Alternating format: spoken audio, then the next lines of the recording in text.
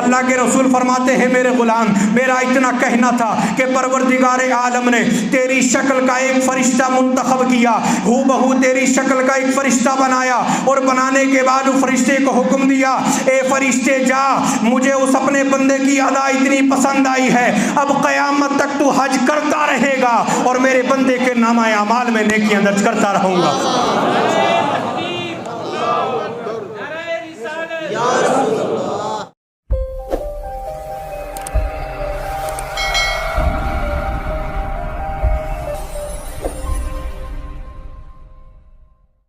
حج کرنے کا بڑا شوق تھا، نبی کا مدینہ دیکھنے کا بڑا شوق تھا۔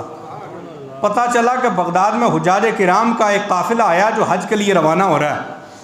پتہ جب یہ چلا تو اس نے 500 دینار اپنے آستین میں سیے اور حج کرنے کے لیے نکلا۔ تو ایمان والوں توجہ کرنا،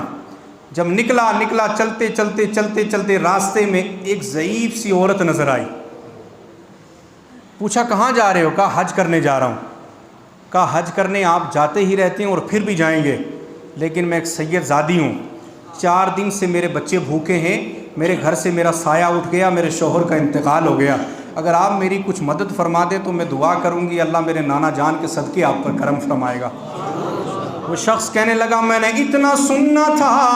حج کو جانا بھول گیا، مکہ جانا بھول گیا، مدینے جانے کی تمنا ختم ہو گئی، میں نے دل ہی دل میں عرض کی یا رسول اللہ اگر مدینے اس حال میں آ گیا، آپ نے مدینے پہنچ کے منہ پھیر لیا، میرا حج بھی گیا، میرا عمرہ بھی گیا، کوئی ارکان پورا نہیں، یہ آپ کی بیٹی ہے، بے حال ہے، کھانا نہیں پینا نہیں، اگر میں اس کی مدد کر دوں گا ہو سکتا ہے اللہ مجھ پہ کرم فرما دے گا۔ وہ شخص کہتا میں نے 500 دینار جو حج کے لیے میں نے اس حج کے جنابے والا سامان کے لیے لیے تھے پورے کے پورے اٹھا کے سید زادی کو دیے، اور دینے کے بعد دل میں جو حج کے لیے تمنا تھی وہ ختم ہو گئی، ایک عجیب سی کرن، ایک عجیب سی خوشی دل میں آ گئی۔ حجاج کرام جب حج کر کے واپس اپنے گھروں میں آئے، میں تمام حاجیوں کے پاس جاتا، حاجیوں سے کہتا اے حاجی صاحب تمہیں مبارک ہو، تم اللہ کا گھر بھی دیکھ کر آئے ہو، مصطفیٰ کا مدینہ بھی دیکھ کر آئے ہو۔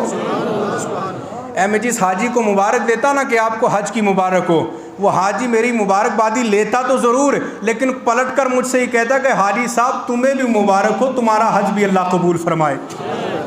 ایک حاجی صاحب کے ہاں، دوسرے ساتھی کے، تیسرے کے، جس کے پاس گئے وہ سب پلٹ کر کہتے حاجی صاحب آپ کو بھی مبارک ہو، اللہ آپ کا بھی حج قبول فرمائے۔ کوئی کہتا ہم نے آپ کو صفا مروہ کی صحیح کرتے دیکھا، کوئی کہتا ہم نے آپ کو خانہ کعبہ کا طواف کرتے دیکھا، کوئی کہتا ہم نے آپ کو شیطان کو کنکر مارتے دیکھا، کوئی کہتا ہم نے آپ کو سنہری جالیوں کو ہاتھ پکڑے ہوئے دیکھا۔ وہ بندہ پریشان تھا، اے پروردگار عالم میں خانہ کعبہ گیا نہیں، صفا مروہ کی صحیح کرنے نہیں گیا، یہاں سے مدینے نہیں گیا، جناب والا سنہری جالیوں سے ہاتھ لگانے نہیں گیا، یہ لوگ مجھے کیسے مبارکبادیاں پیش کر رہے ہیں؟ کوئی کہتا ہے حج کی مبارک ہو، کوئی کہتا ہم نے آپ کو فلاں جگہ دیکھا، کوئی کہتا ہم نے آپ کو فلاں جگہ دیکھا، کوئی کہتا یہ کرتے دیکھا، کوئی کہتا یہ کرتے دیکھا۔ رات کو سویا، نبی پر درود پڑھتا پڑھتا سو گیا اور سرکار کی بارگاہ میں عرض کرنے لگا، بڑا پریشان ہے یا رسول اللہ ماجرا کیا ہے؟ آنکھ لگتی ہے، مقدر کا ستارہ چمکا ہے، اتنی آنکھ لگنی تھی، مقدر کا ستارہ چمکنا تھا،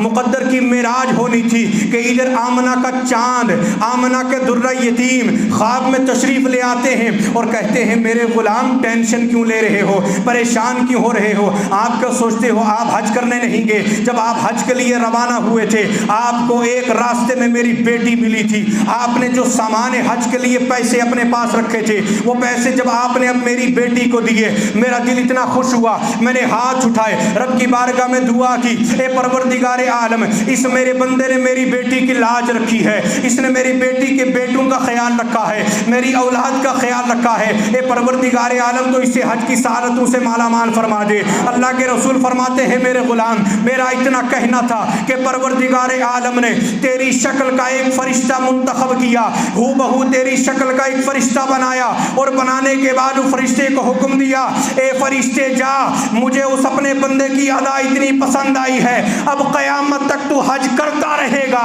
اور میرے بندے کے نامہ اعمال میں نیکیاں درج کرتا رہوں گا۔